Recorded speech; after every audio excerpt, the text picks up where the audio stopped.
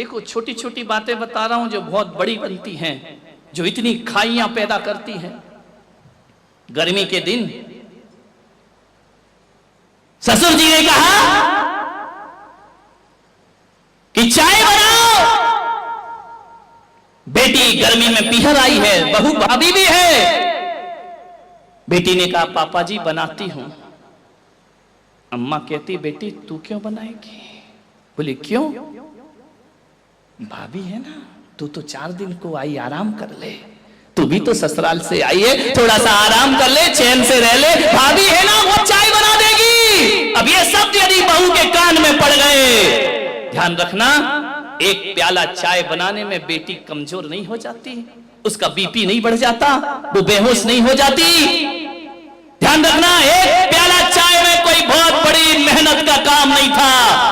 लेकिन जब कोई सास ये शब्द बोलती है ना कि तू आराम कर, भाभी बनाएगी, ध्यान रखना, एक प्याला चाय ने तुम्हारे दिलों की दूरियां बढ़ा दी। ध्यान रखिए, छलनी हो जाता है उस बहू का सीना।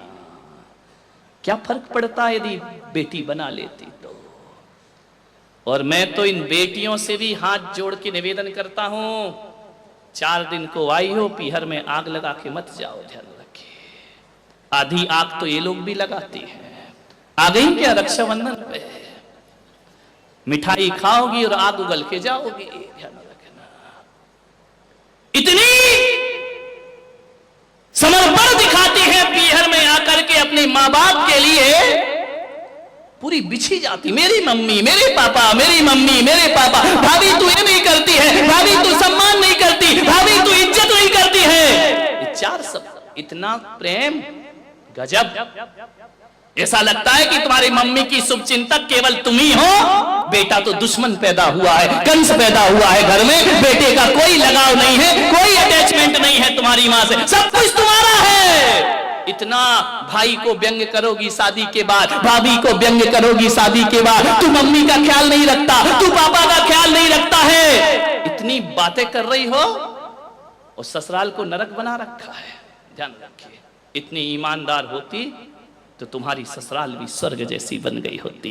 जितना समर्पण माँ बाप को दिखाती हो ना 4 दिन में, उतना सास ससुर को दिखाओ, पलकों पे बैठोगी ससुराल में जाकर के। ध्यान रखिए, सोचना है, ससुराल नरक बना है, पीहर सुधारने की बातें करती है। प्लीज अपने पीहर में आग मत लगाइए। अधिकतर झगड़े तभी होते हैं जब ननंद घर में आती है। नंद गले का कौन बोला फंद। ध्यान रखिए, मान्यवर मत।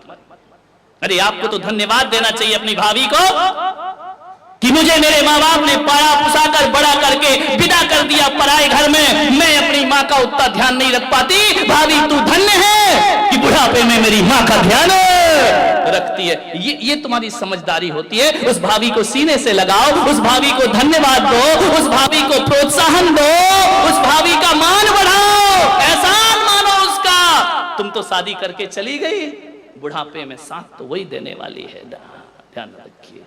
लेकिन तुम आके मम्मी के कान में कुछ डालती हो, भाभी के कान में कुछ और डालती। महाभारत खड़ी कर, जिस घर में बेटियां का इंटरफेयर होता है ना, उस घर में सुख कभी नहीं आ सकता है। ध्यान रखिए, इतना ज्यादा किसी की पर्सनल लाइफ पर डिस्टर्ब करने का प्रयास मत करिए।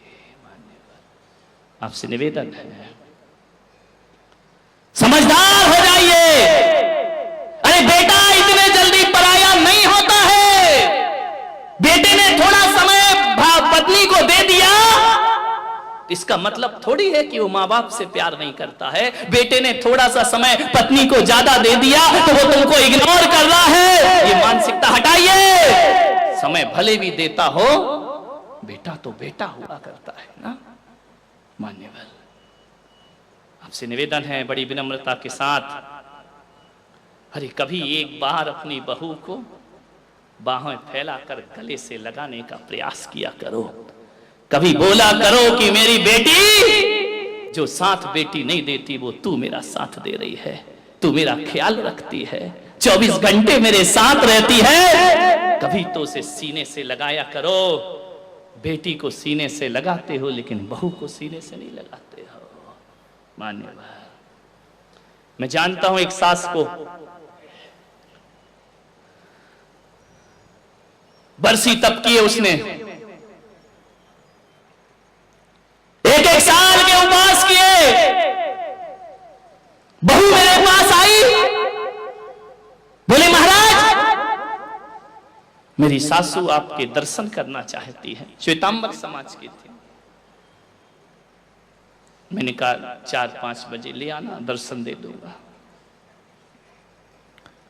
80 साल की वह सास बहू लेकर के आई उसे। उसने कहा महाराज इन्हें आशीर्वाद दो, बरसी तप कर रहे हैं, 1-1 साल से उपवास करे हुए हैं।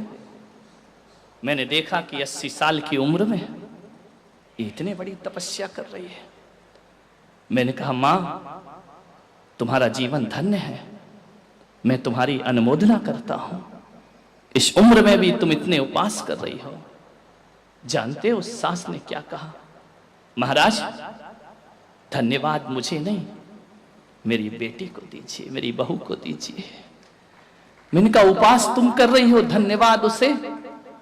बोले महाराज इतना प्यार और इतनी सेवा तो मेरी बेटी, मेरी औलाद नहीं करती जो सेवा मेरी बहू किया करती है। धन्यवाद इसे दो महाराज। मैं उपवास करके बैठती हूं, ख्याल ये रखती है। मैंने कहा कि महाराज के दर्शन करना है, इसने सब काम छोड़ करके मुझे आपके चरणों में लाई है। बेटी से कहती हूं तो जवाब दे देती है, बहू ने नहीं दिए।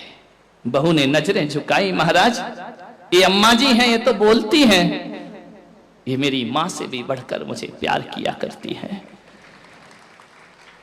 सास ने कहा कि नहीं महाराज आप इसे आशीर्वाद दो।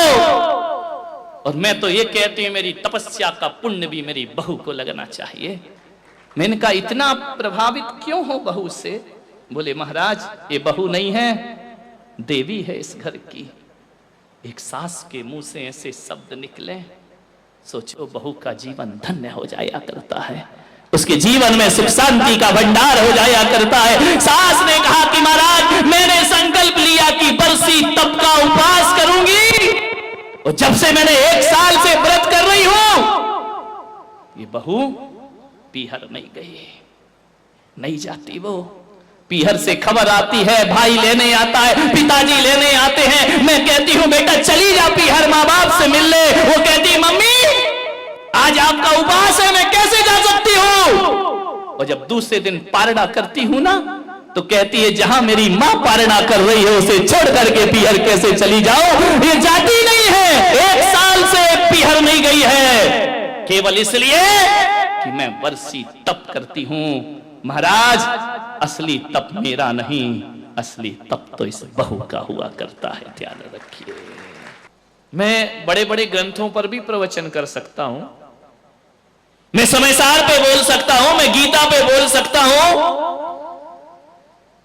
मैं महापुराण पे बोल सकता हूं, मैं कुरान पे बोल सकता हूं, लेकिन मुझे यह लगती है सबसे बड़ी मजबूरी कि आगम की बड़ी बड़ी बातें करने से पहले आदमी के जीवन में नैतिकता और व्यवहारिकता आना चाहिए। आदमी नैतिक और व्यवहारिक नहीं हुआ, आदमी ने यदि अपने जीवन को बदलने का प्रयास नहीं किया, तो बड़े बड़े ग्रंथों से कोई क्रांति खड़ी होने वाली नहीं। पहले अपने घर को मंदिर बनाओ। एक बात बताओ, मंदिर में महिलाएं जाती हैं, आदमी भी जाते हैं, सूरत में तो बहुत ज्यादा जाते हैं। एक बात बताओ, मंदिर जाते हो कितनी देर रहते हो मंदिर में? ईमानदारी से बोलो, जोर से बोलो ना, जेल की थोड़ी पूछ रहा हूं। 10 मिनट काहे को जाते हो? भाई जा ही मत करो। हाँ, आधा घंटा, इस उम्र में तो 1 घंटा रहना चाहिए। ध्यान रखिए, आप मंदिर जाते हैं, आदमी 10 मिनट रुकता है, 15 मिनट रुकता है, 20 मिनट रुकता है, ज्यादा से ज्यादा 1 घंटा, और जोर लगा दो 1.5 घंटा, 2 घंटे अम्मा जी हुई तो। ध्यान रखना, जिस मंदिर में तुम जाते हो 1 घंटा उस मंदिर में रुकते हो और उस मंदिर को बहुत पवित्र बना करके रखा करते हो, मंदिर में शांति का वातावरण निर्मित करते हो, मंदिर का वातावरण बड़ा पवित्र और पूजनीय बना दिया करते हो। सूरत वालों, मैं आपसे कह रहा हूं, जिस मंदिर में 1 घंटे रुकना है उसे पवित्र बनाते हो, और जिस घर में 23 घंटे रहना है उसे पवित्र क्यों नहीं बनाते हो? उसे मंदिर जैसा पावन क्यों नहीं बनाते हो? 1 घंटे वाले मंदिर की पवित्रताएं हैं, 23 घंटे वाले घर को अशांत क्यों बनाते हो? 1 घंटे जो आप मंदिर में सीखते हो उसे 23 घंटे जीवन में जीने का प्रयास करिए, तुम्हारा मंदिर जाना सार्थक और सफल हो जाएगा।